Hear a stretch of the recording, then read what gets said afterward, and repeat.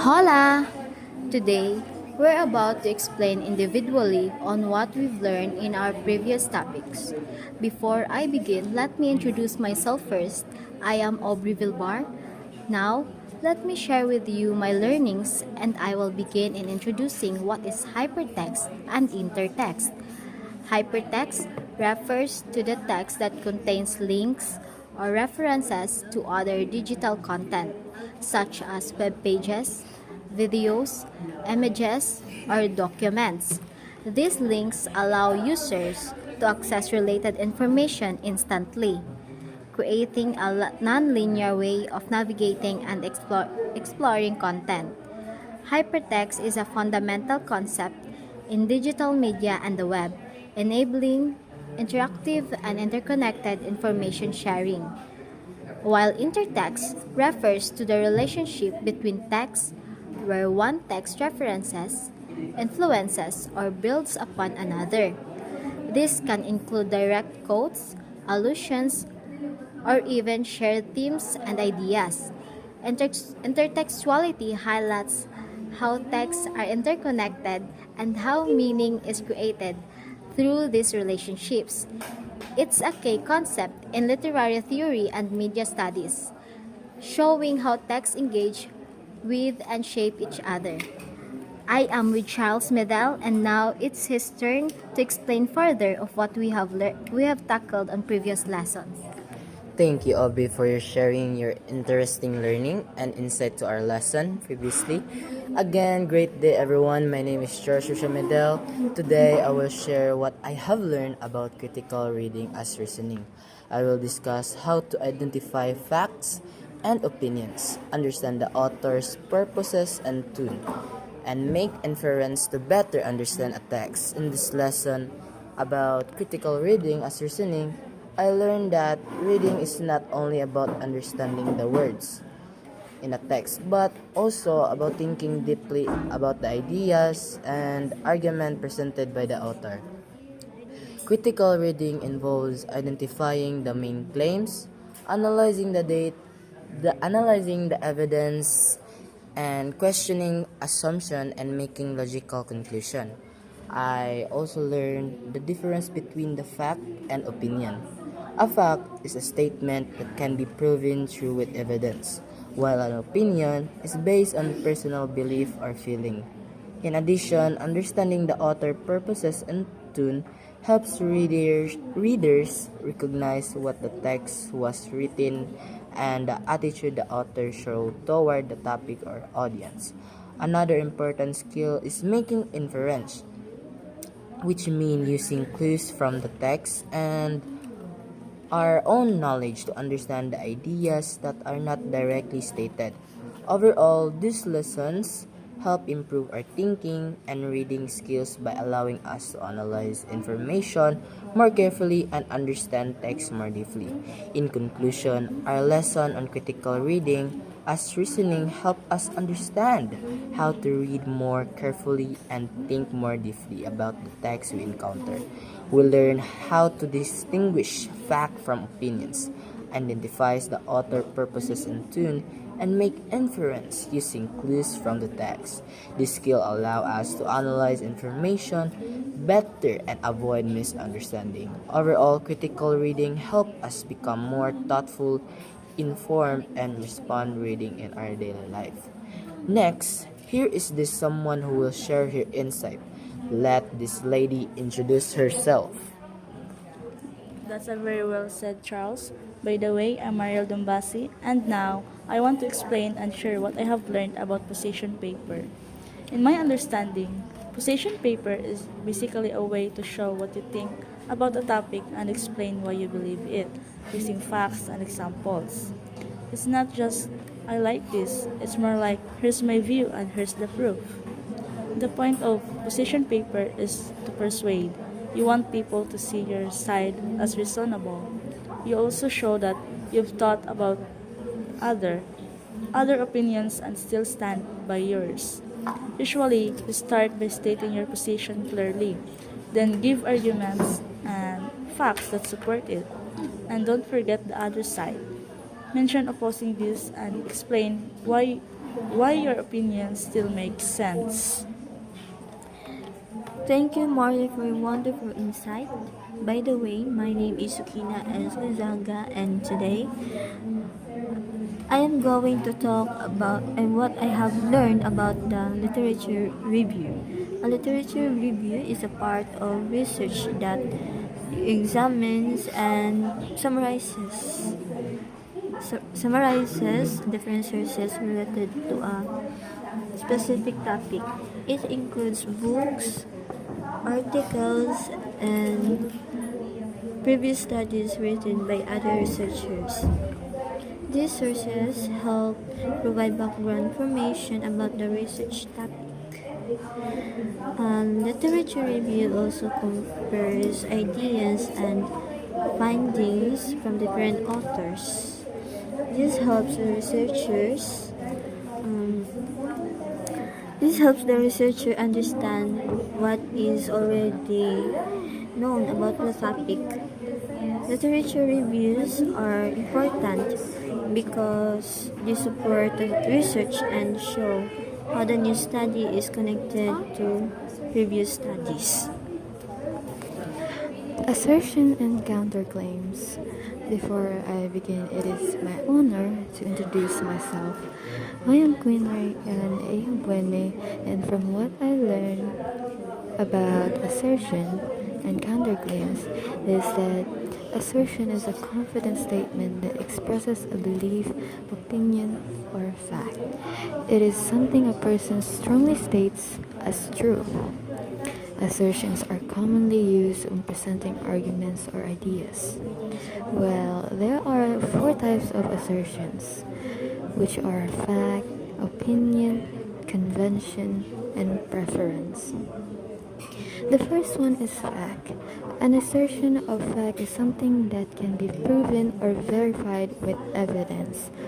For example, saying that water boils at 100 degrees Celsius is an assertion of fact because it can be tested and be proven. And the second type is opinion. The second the second is assertion of opinion. It is based on a person's beliefs or feelings. It may not always be proven true or false, but here, for example, saying that online learning is better than face-to-face learning is an opinion because different people may think differently. And there is the third type of assertions. It is convention. An assertion of convention is based on rules, costumes, or traditions that people generally follow. For example, wearing uniform in school is a convention because it follows established rules. And there's the fourth type in assertion, which is the preference. An assertion of preference expresses a personal choice. It shows what someone likes more than something else. For example, someone may prefer studying at night instead of during the day. Well, aside from assertions, I also learned about counterclaim.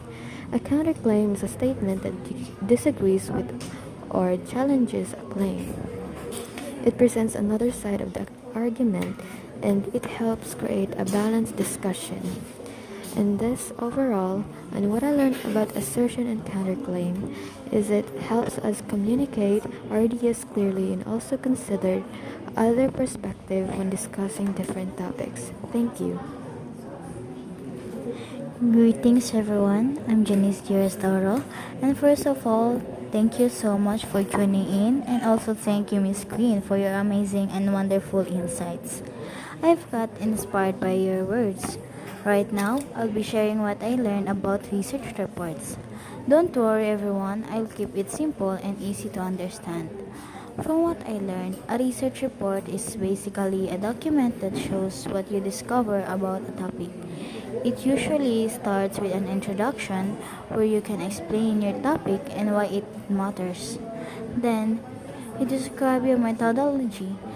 How did your research so others can understand or even replicate it?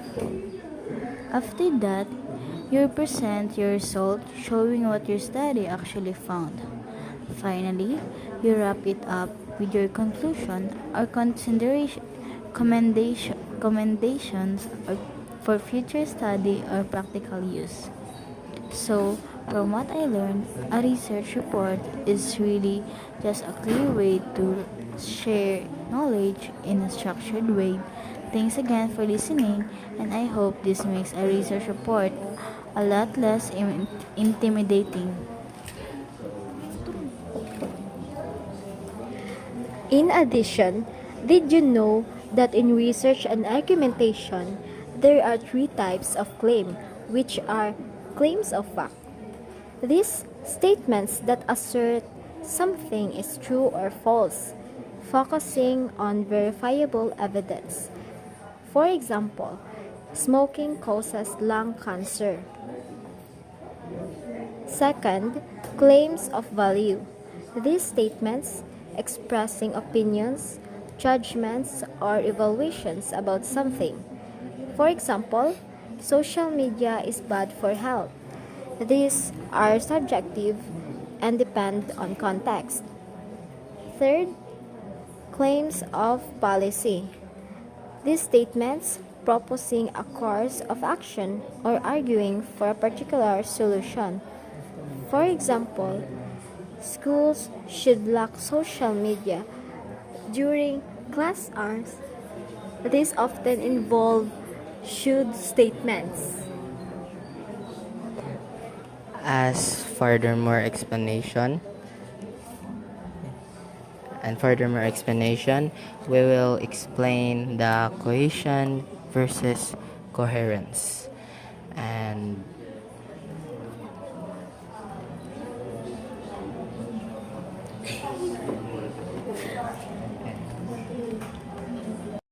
cohesion and coherence are important elements in writing that help make a text clear and understandable. Cohesion refers to the way sentences and ideas are connected through the use of linking the words, pronouns, and transition that create a smooth flow in the text. On the other hand, cohesion refers to the logical organization of idea so that the message of the text is easily to follow and understood. When a paragraph has both cohesion and coherence, the sentences are properly connected and the ideas are arranged in a meaningful and logical way, making the text clear and more effective for readers. In addition, arrangement of details refers to how information in a text is organized so readers can understand it better. There are three types of arrangement of details. First is chronological order. This arranges ideas based on time or sequence of events. The second is spatial order. This arranges details based on location or position. Third is emphatic order. This arranges ideas from the least important to the most important. These arrangements help make the text clear and easier for readers to follow. Thank you. Lastly, explicit. Information is clearly and directly stated, leaving little room for interpretation. Example, the new policy will take effect on January 1st. The date is explicitly mentioned. Implicit. Information is implied or suggested, but not directly stated. Example, the company's financial reports have been looking better lately. This implies the company is doing well financially, but it is not directly stated. In arguments or text, being aware of implicit claims can help you understand underlying assumptions or messages. For claims, explicit claim, this product is the best. Implicit claim, buy this product because everyone loves it. So that implies the product is popular and desirable. So that's all, and thank you everyone for listening. Have a great day ahead. And that's all of our learning. And thank you for all listening. And again, goodbye.